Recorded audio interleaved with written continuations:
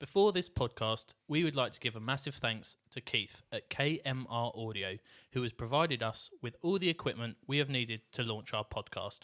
Keith has hooked us up with some premium equipment, and if you're in the market yourself for some high-end audio recording equipment, then head over to kmraudio.com.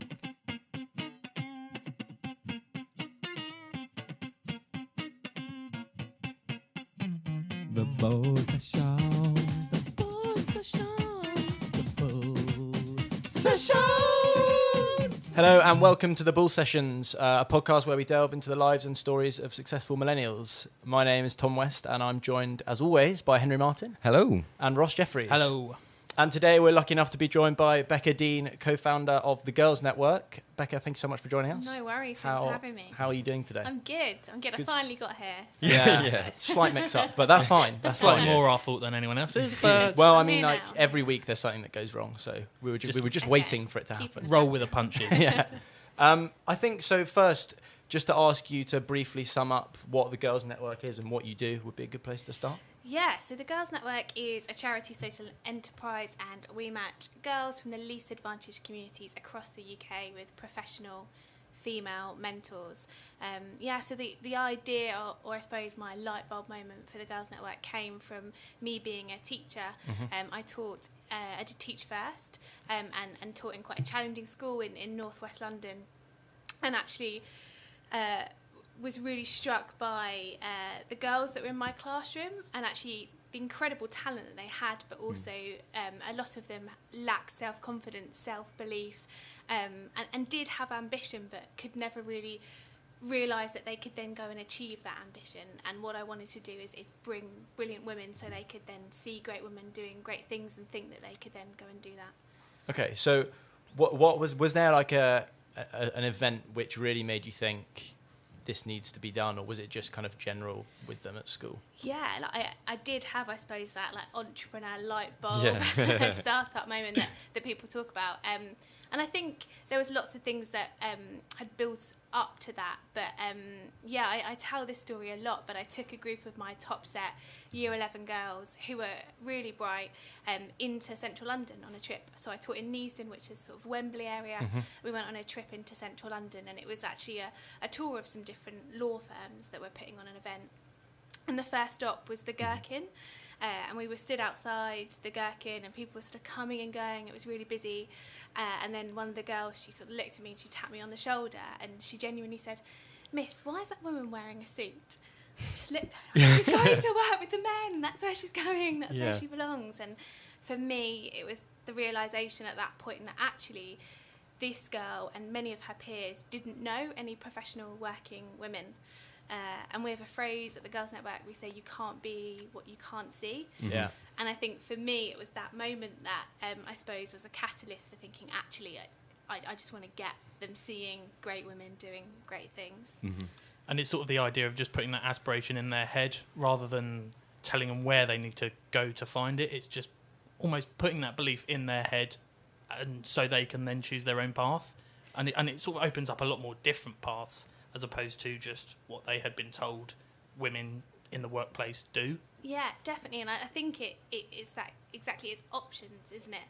And I think, thinking about that girl that, didn't know any professional working women, and actually how I started it was just bringing women and friends that I'd been to university with, friends that I'd been to school with that were all doing great things. So these girls could then see those women and see different paths and, as you said, sort of different options that they might be able to relate to or think, actually, yeah, that's cool, I could do that.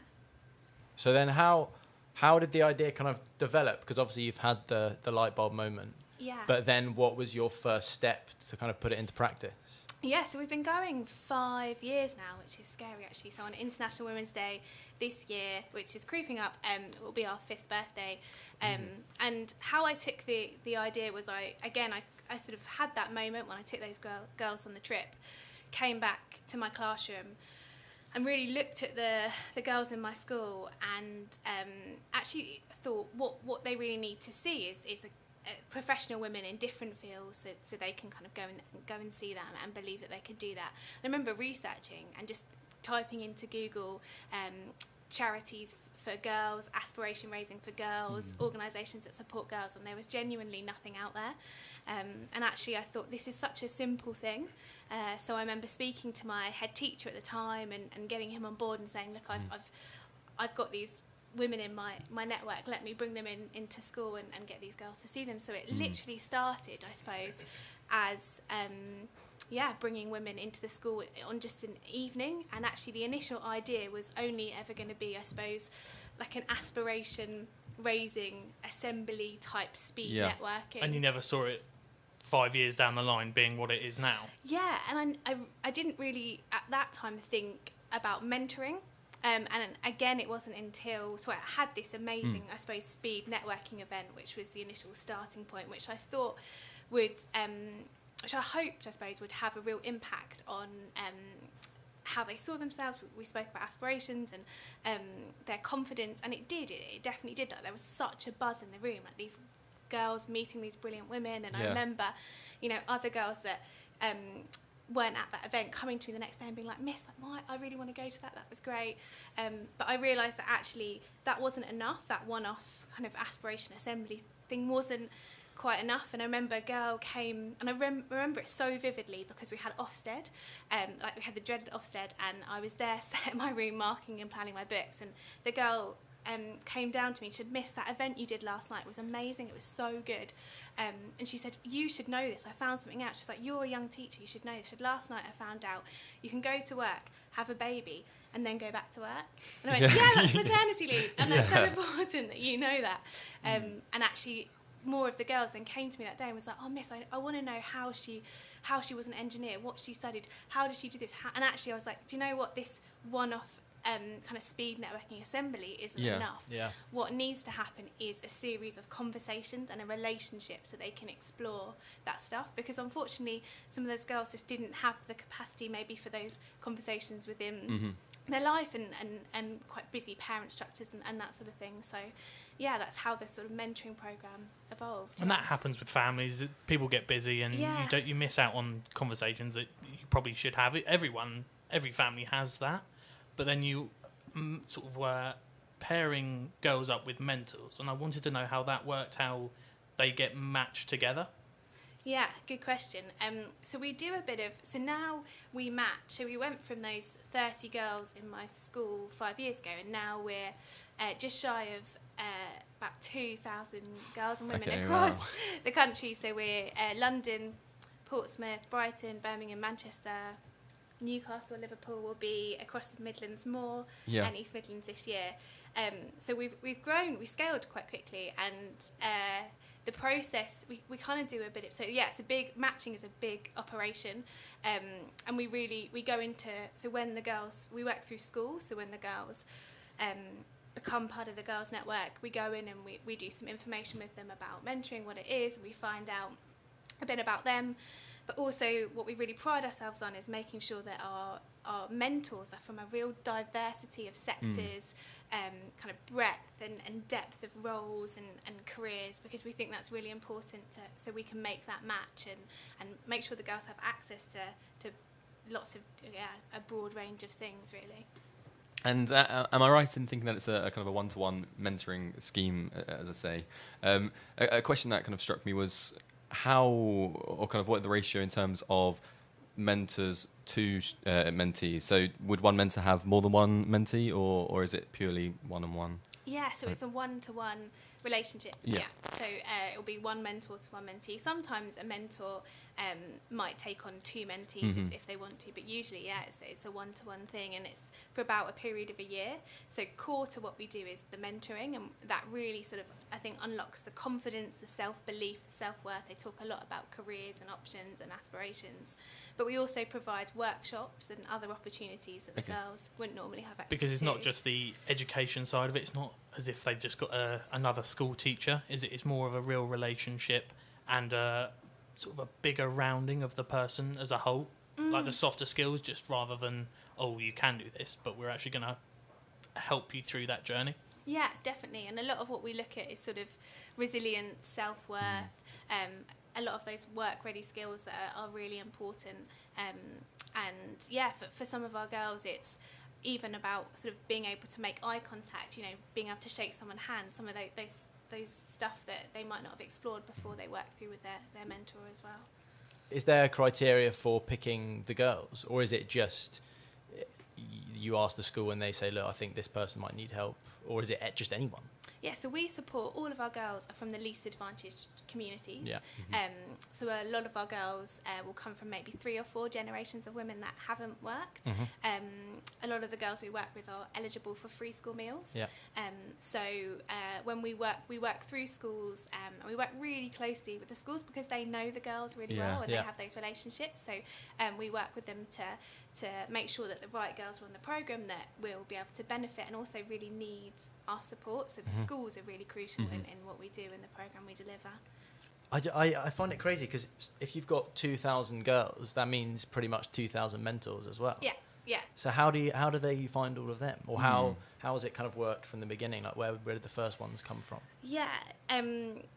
I was actually just talking to my co-founder about this the other day because we launched on Twitter because we were both teachers at the time, which is how we met, and we launched on Twitter in my bedroom. We were in a house share in London teaching, and we launched on Twitter, and our first mentors came from social media, and actually the majority of our mentors come from social media and word of mouth, and people actually like tagging statuses of you'll be a great mentor, you're really inspirational, come forward. Yeah. But now it's a bit more focused. So in London, actually, we are inundated with mentors and have got a waiting list for people being involved, which is really exciting. But yeah, we have mentors that kind of come to us individually. So they might have heard about us from a friend or searched, want to volunteer and mentor, and we've come up. So there's kind of the individual basis. We work with partners and companies. So people, a cohort of women from Barclays might mentor, that's more kind of corporate relationships. And we work with kind of women's groups and, a real kind of variety of ways that our mentors come to us. I find it quite amazing, actually. It's a very powerful message, isn't it? Yeah. Because even the whole way up the top, to the top of the social chain, per se, there's still the inequality of and people always say, oh, well, Theresa May, Hillary Clinton, all big names, and then you compare it to when it's like the CEOs of the top FTSE more are called John than they are women. And it's just, that's when it puts it into perspective, and you realise it's a great place to start, but it isn't, it's just the whole inequality does have to be sort of sorted out, and where you're starting sort of effectively at the bottom is the best place for it, because it is only going to be beneficial for the whole country forever. Yeah, it's crazy. I mean, we're 2018, aren't we? And I was talking to someone yesterday. We've been working with Stylist magazine, and someone told me yesterday that 5% of editors of daily newspapers and magazines are women. Yeah. And if you think about where those magazines are targeted at, that's scary, right?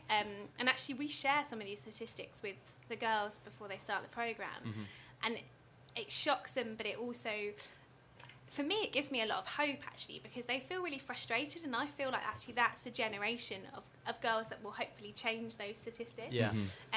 But yeah, it's 2018. It's not good enough, really, that there is still that inequality, particularly at the top. Yeah. It's the same with. I was listening to something which was talking about Fortune 500 companies in America, and there's CEOs of those companies are only 32 are women, which is like 6%, I think.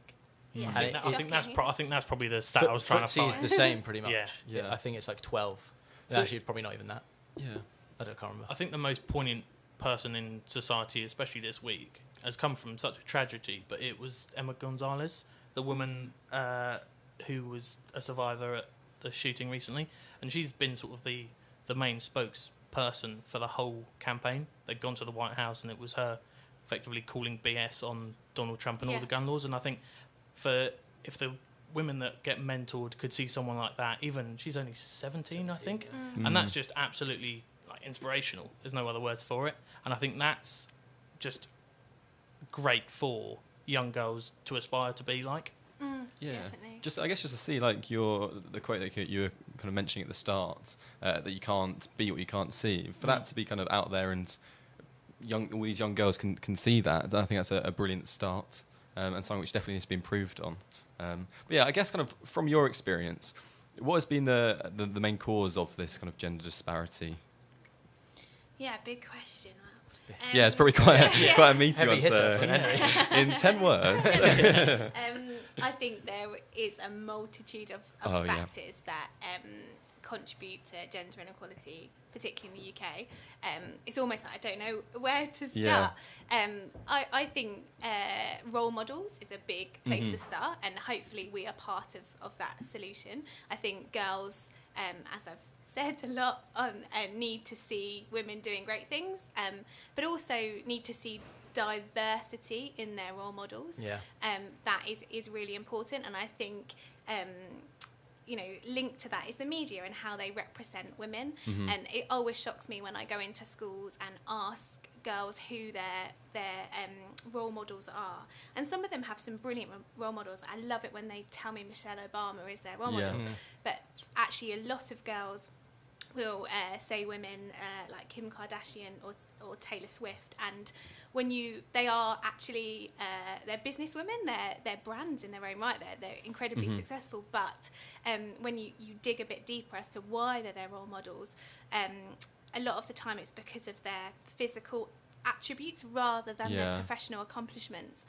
And for me, I think the media has a lot to answer for in how they represent women and how they talk about women, because that dialogue, particularly when we're in a world where social media is fueling what teenagers read, I think that's so important.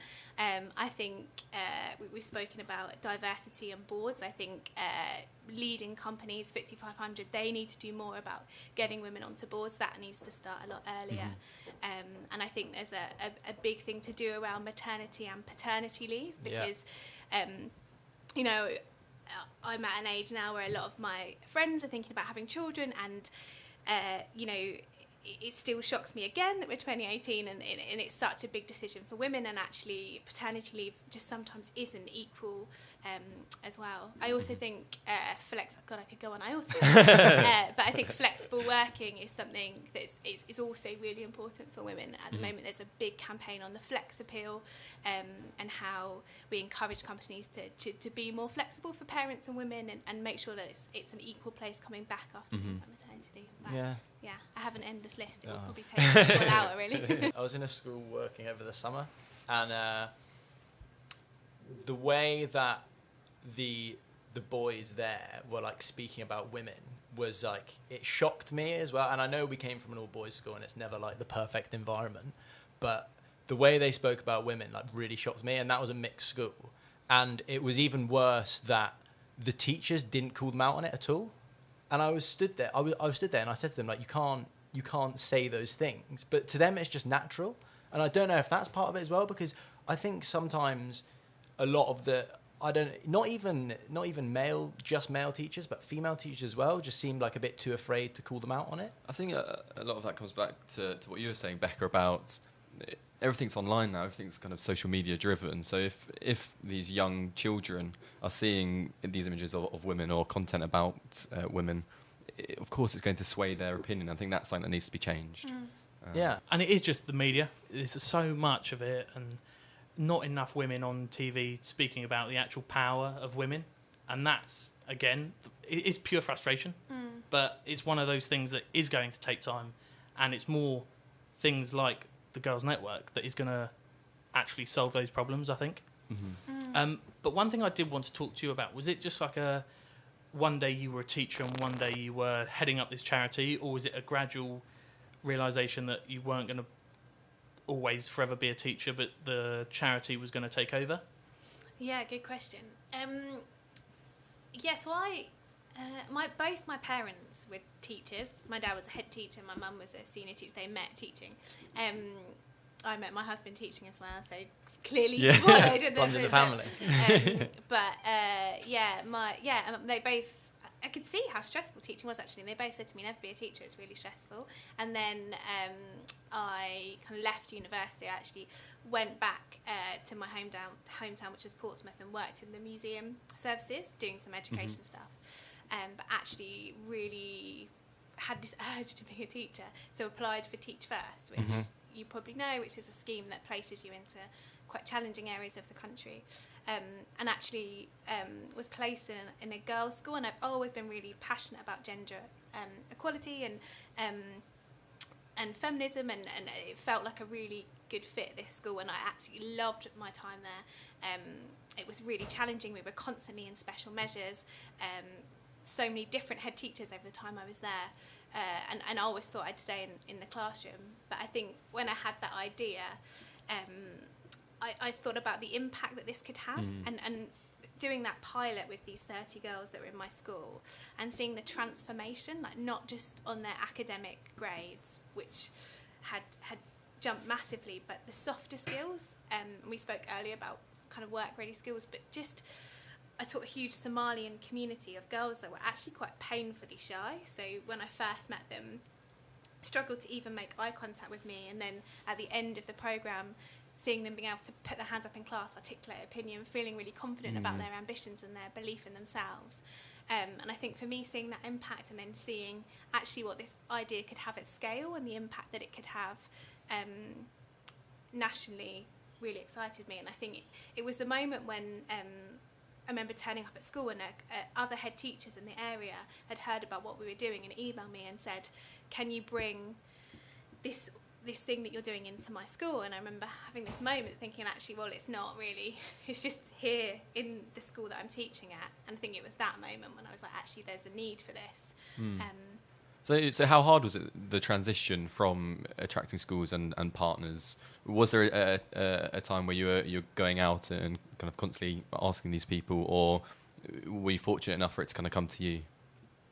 Yeah, I think there was a part where I had to make the decision. I think with a lot of entrepreneurs, and now I sort of work with and mentor some entrepreneurs, and I think there's always that point, the risk point, where you have to think about. I was listening to your podcast with the guys who founded the beer, and that kind of risk point where you've got to be like, when do you take that plunge? Yeah. And I think when you know there's the demand there, you have to take that leap, I suppose.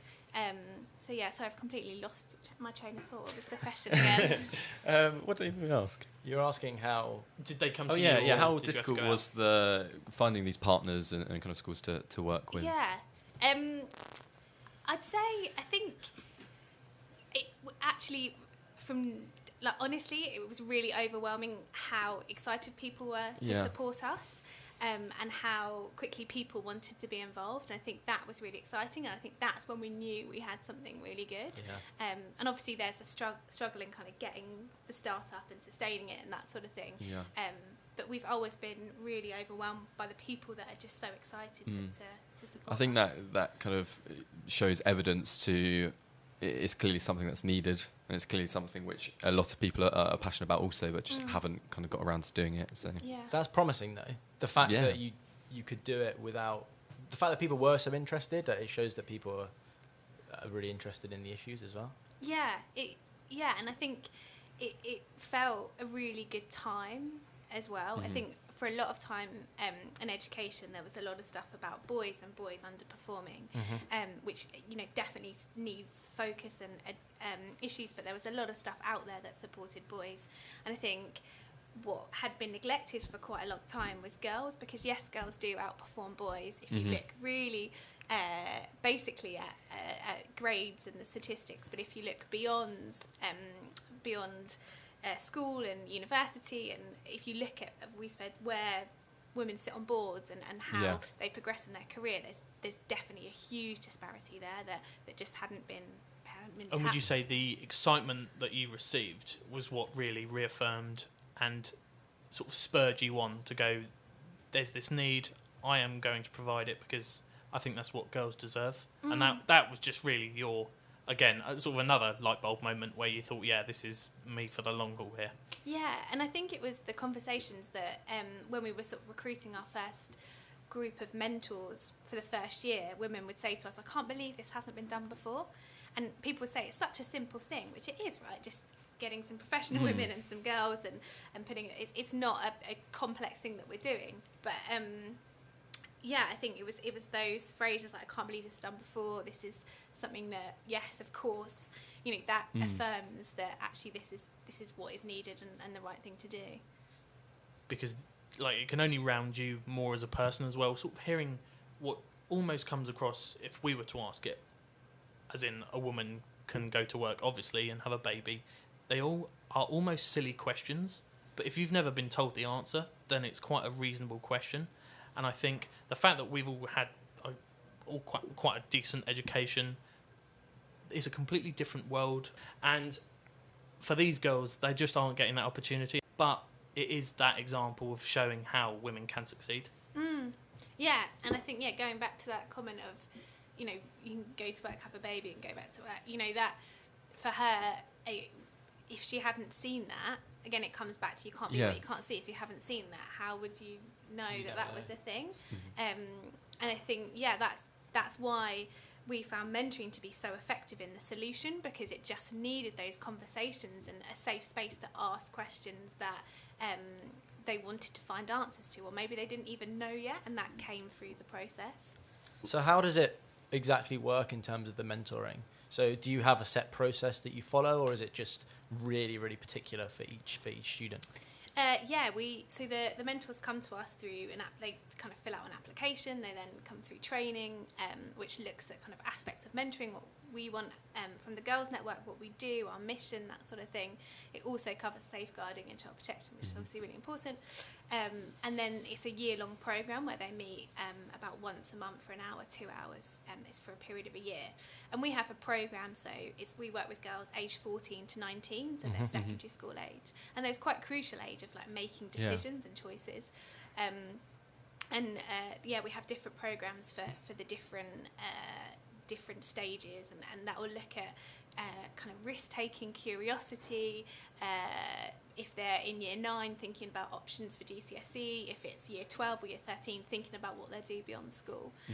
But we think it's really important, and you spoke about kind of individualisation, and we have a programme and a support, but we also want to ensure that every girl will have a different need, so we train the mentors to be able to make that bespoke for the girl and their needs as well. And I guess that really comes through with the one-to-one. The mentor can really give that mentee a strong relationship and kind of their undivided attention. Yeah. Was that always the plan? Was it always going to be a one-on-one mentor scheme, or was it ever thoughts of having almost like a classroom again, or did you always want it to be that personal touch as opposed to one person stands at the front of a class talking to 30 girls at the same time? Yeah, so going back to that kind of speed networking where I sort of brought the women into the school, and at that point we just thought that that kind of speed networking one-off events would hopefully inspire, and then that would then transpire into the classroom, which it did. But then what we really realised is actually those conversations were really important. And I'm a great believer in that every child needs a champion, and I think these mentors, a lot of what they do is being their champion.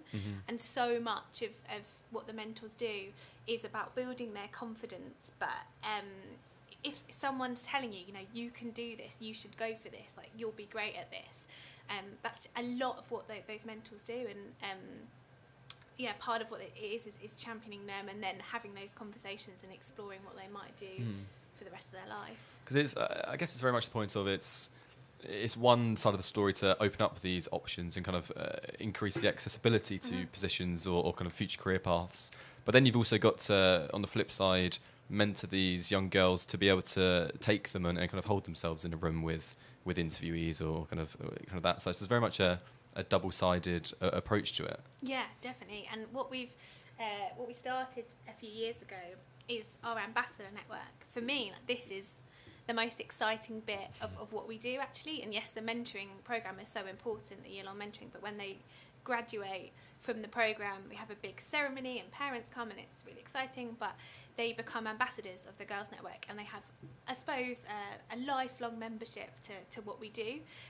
And we want it to be a really prestigious network for the girls, so they kind of use us a bit as a career service. So actually one of the girls a couple of days ago got in touch with the ambassador team and said, I'm at university, I'm studying English, I want to be a journalist, I think, can you give me some work experience? And we're like, yeah, absolutely. And that's what we want it to be, this exciting movement and networks. And when they're in their job, they'll look around and think, who are the other girls that are on the girls' network that I can connect with, or if they're at university, who else was on the girls' network there. But also the big dream is they come back, and when they're a successful professional woman, they come back and they mentor for us, and it's a full circle and it becomes a movement. That's the dream. So, Becca, I just wanted to ask you if there's any particular individual success stories that stand out throughout the last 5 years. Yeah, loads. Trying to pick. Yeah. I think every girl will go on a different journey, and I think success for one is different for another. I think one that really moved me recently was there was a girl that started the program, and she was just incredibly bright and gifted, but really, really shy, really scared to make eye contact with anybody actually, and really scared to kind of put her hand up in class. And I remember one of the targets at the start of the year was for her just to build her confidence, for her to be able to talk to people and the kind of one in her immediate circle that she wasn't really comfortable with. So they just set a really simple target, which is they would meet in the coffee shop for all their sessions. And actually at the end of the session, she was going to go up to the barista, order the coffee, make eye contact, sort of have a chat. Yeah. And that was kind of one of her aims, along with lots of others for the duration of the year.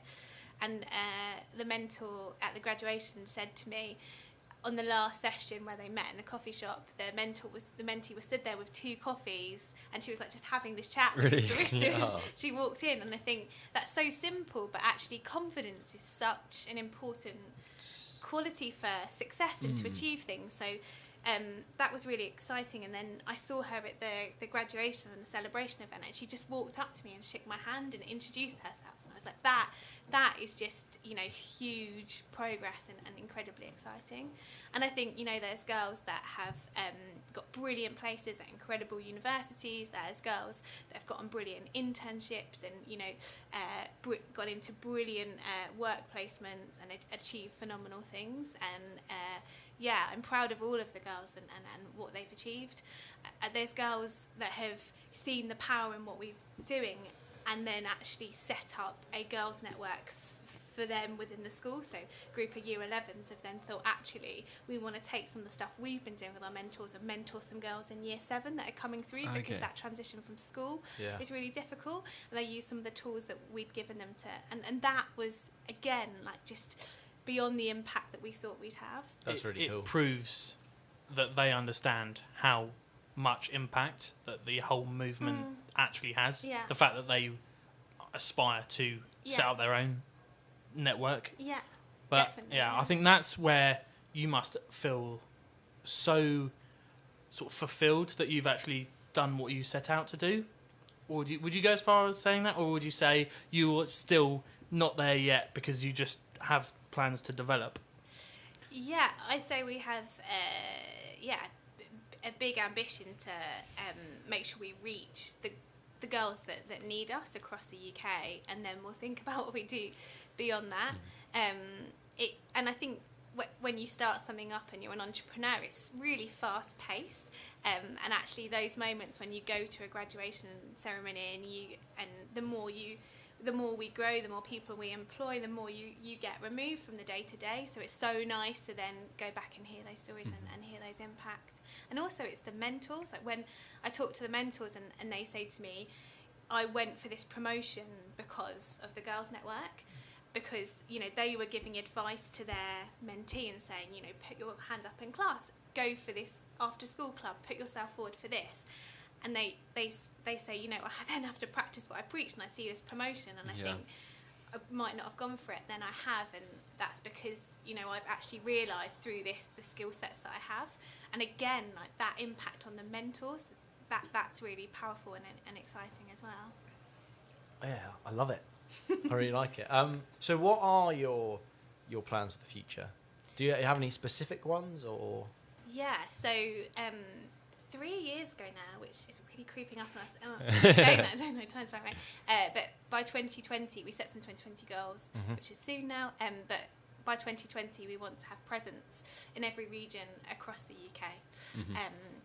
because there's huge demand for what we do. Unfortunately, inequality, particularly with girls, is still a massive problem, and we want girls to have access to what we do. So part of our next phase of work is looking at more remote regions, so maybe areas like Lincolnshire or Blackpool, where there might not be the industry or infrastructure there is in London or Manchester. So thinking about actually how we serve those communities and how we meet the needs there. So that's really exciting. And for any listeners that would be keen to get involved, how would they go about it? Yeah, so through our website. So if you go to www.thegirlsnetwork.org.uk, or we're on Twitter at thegirlsnet, there's lots of information about what's required of you as a mentor. So as I said, it's once a month for a period of a year, so it's about 12 sessions. There's obviously the training and the application form, and then the graduation event at the end. But it is a year-long programme, and it's sort of minimal commitment for real high impact, and a really nice way to meet other women, to build your network in that way as well, but also to hopefully transform the lives of a girl that really needs support. How does it work for the mentors? Like, when does the mentoring take place? Because obviously if they're working all day, how do you kind of work around that? Yeah, so we sort of have two types of programs. So we have one program where it's more what we call independent. So the mentors and mentees will meet and schedule their sessions, and they tend to be girls over 16. So you schedule your sessions once a month, but you might meet in a coffee shop or a museum, and that's great because you can kind of go to different places that the girls wouldn't normally go to or have access to. And then we have another program where the girls will travel again after school, maybe to a partner office, and mentors and mentees kind of meet as a group, but the individual mentoring still happens. But yeah, it's all after work, and so the mentors can kind of make the time, and the girls. I think it's what's so good about it is it's like once a month for a mentor. That's not a long period of time. Yeah, that's very doable, and that's brilliant. Kind of looking forward and trying to get more people under, I guess, the Girls Network's wing. Yeah. Good way to sell it. Yeah. So, looking to just wrap up soon, we have asked the one final question. So what? I'm scared. Yeah. Well, I think you're in probably the best place out of anyone to answer the question. So no pressure. Yeah, pile it on. So, what advice would you give to a young person wanting to maybe start their own business, or probably more poignant for you, kind of like follow their career or life ambitions? Oh yeah, good question. I would say two things. Probably find yourself a mentor on brand. But, find someone that maybe has done something similar, or find someone you can talk to about that idea and sound it off and get some advice. And also go for it. I think so many people sit on ideas. I think you talk to someone first, work out whether it's got weight, but if it's something you're sitting on, go for it. Like, the worst that can happen is it doesn't work, but you'll learn so much from that anyway. So take that risk and have a go. But surround yourself with people in doing that can offer you advice and support and guide you in the right way. That's absolutely fantastic. Yeah, big thanks to you, Becca, for coming on. It's been an absolute pleasure. For all of our listeners, don't forget to check the amazing work of the Girls Network via their website and their social media. Thanks for listening. I've been Ross Jeffries. I've been Henry Martin. And for as long as I can remember, I've been Tom West. Cheers. Thank you. Done. Nice. Thank you very much for listening to session number 5, where we were joined by Becca Dean from the Girls Network. A massive thanks to those that have already left reviews. If we could ask any of you that haven't already done so to do so, that would be absolutely fantastic. And subscribe. Be sure to check out our social media. You can search us on Facebook or Instagram, or even drop us a line via theballsessionspod@gmail.com.